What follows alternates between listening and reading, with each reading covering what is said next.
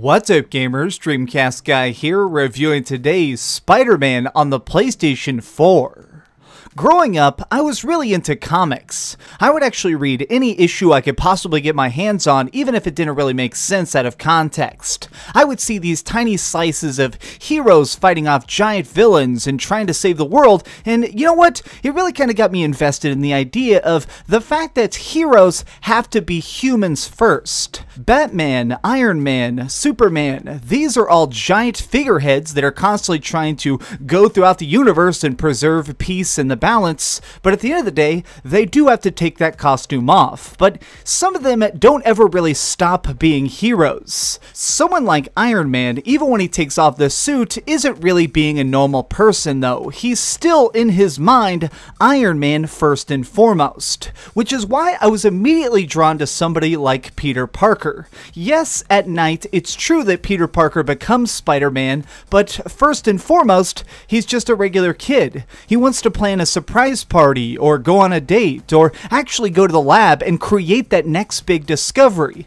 Any way he can to try and help the world is something that he thinks is a good use of time, even if it doesn't mean he gets to go and beat up that next big bad guy. This is something that I've always thought was really cool, but I was disappointed because it's something that's never shown up in a perfect way in the video games. Normally they just focus on the aspect of getting to swing around the city and elbow drop somebody from 80 stores up, and that's cool, but where is the aspect that shows the true yin and yang of Peter Parker as a hero? Well, at last we finally have that. This game really blazes into all new territory by introducing so many concepts that are way beyond any other Spider-Man project has ever tried. There are a ton of villains, there's cool power struggles, there's so much going on, and in fact, you don't just play as Peter Parker himself. So I want to try and avoid going too deep into the story itself because there are some great twists and turns in this story, and I don't want to really actually ruin any of them. But just as a brief overview, essentially, the thing that starts everything off is that you have been trying to hunt down King Ben for years and years and years. He is a very bad dude, but he actually serves an important purpose, which is that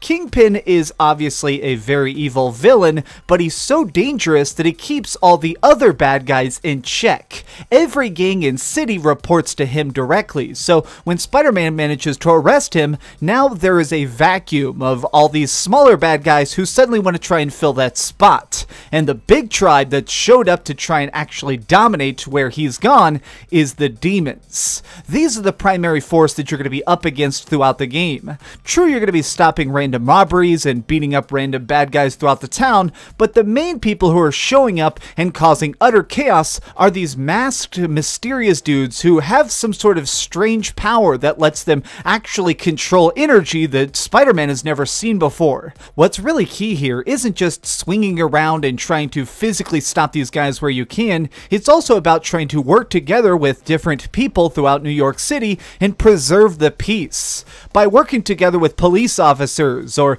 doing an investigation piece into science that's actually about pollution in the city, you can figure out what's going wrong in the town in more ways than just trying to basically punch that next big bad guy until he goes to prison. And I think that this is where the game is truly the most unique. It's something that I've truly never seen before in any other game, which is where exploration is kind of the point of the entire experience. So let's talk about travel, because in general, gameplay is key of any game obviously, and in this game that means web swinging a lot. Spider-Man at this point has been around for many years. He's had lots of time to try and experiment with the best web slingers, tactics to try and take people down without actually raising any alarms, or being ready to create that next gadget on the fly. And this is all really unveiled just by general exploration. By hacking into different networks, you can actually reveal sections of the map and see all sorts of collectibles to upgrade your suit, or that next smaller job that's going around, or just fun side quests to do during the day or during the night. All of this is really cool, and it further establishes the fact that Peter Parker is the hero. He is a guy who puts on a cool suit, but it's his voice that we speak into this world through. I really like that as I was going along, I really felt a natural natural sense of progression. I never felt like I was being forced to try and take that next cool picture of a landmark or actually stop somebody who's driving a car recklessly down the street. I wasn't doing those things because there was a mission marker. I was doing those things because it felt right and it gave me cool chances to actually upgrade my stuff. Now, I have to say, the thing that made me fanboy the absolute hardest as a person who loves the comics is they put in my very favorite thing in the entire Spider-Verse, which is that they put in tons of different suits from the entire multiverse, including Spider-Man Noir. This is basically a darker version of Spider-Man who puts on a suit and basically goes around at night killing bad guys. And while I of course can't actually murder these people, it's so cool that I can basically create the Spider-Man that I want within this story. It is so cool, and it's definitely one of those things where you can tell that this was created by people who more than anything are passionate about the comics, about the lore, about making sure that this game is incredibly fun while still being respectful to the source material. And I felt this even more when it came to the really complex combat. So there are basically two different types of modes: stealth and open combat. Let's talk about stealth first, because this is definitely the simpler thing. So there will be different story missions that require that you sneak around through vents or get up on raptors and try and take people out one by one. Just as a little slice of that, let me show you this time here. There were a bunch of snipers on this dock, and each one is very well armed and trying to cover each other. If I swung around behind the scenes though, I could actually grab them one by one, knock them out, and web them to a wall before anybody noticed. And if I managed to take out each one in succession, then at the end, when I went down into the center area to actually fight all the criminals on the ground, I wouldn't have to worry about sniper fire killing me or one of these criminals just by accident.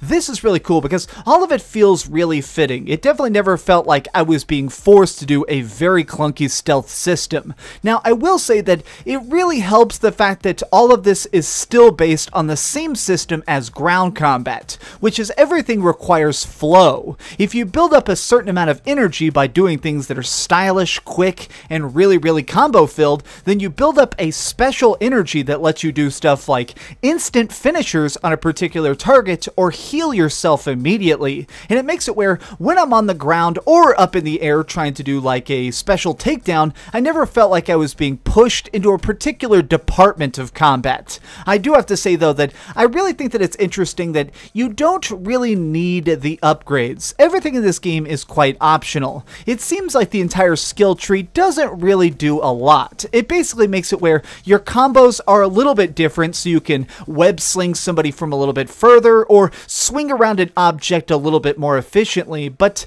the only problem I really have with this game is that I think that overall it's slightly too easy, which ends up making stuff feel a little bit short. The fact that I could drop into any situation with really no planning and 99% of the time beat it flawlessly in my first try, it made it where it always felt like I was being rushed to that next big event, because once I got to it, I was going to be knocking out somebody like Shocker in a big awesome fight, and then, well, I just can either do some side quests or go on to that next major confrontation. I wish that there was just the tiniest bit more challenge, or maybe some sort of special thing like an ultra hard area, like a challenge mode that let me actually fight tougher enemies in bigger orders, something that would actually push me as the Spider-Man to my spider limits. But this really isn't a bad thing because every part of this is just so well rounded. It's one of those games that at the very end left me starving for more content.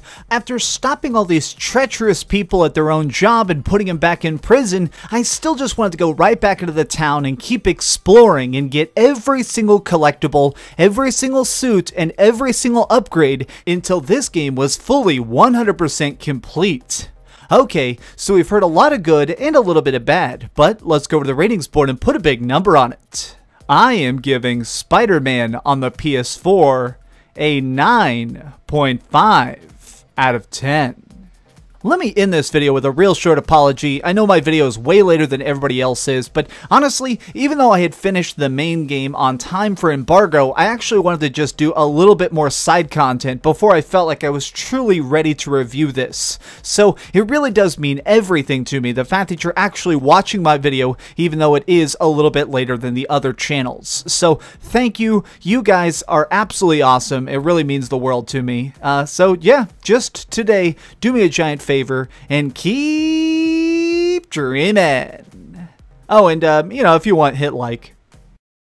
Oh, hey, I was just playing a little bit of Grand Theft Auto on my Darth Vader PSP. Are you curious what I'm going to come out with next? Well, if you click this button, you'll be subscribed to be the first to know.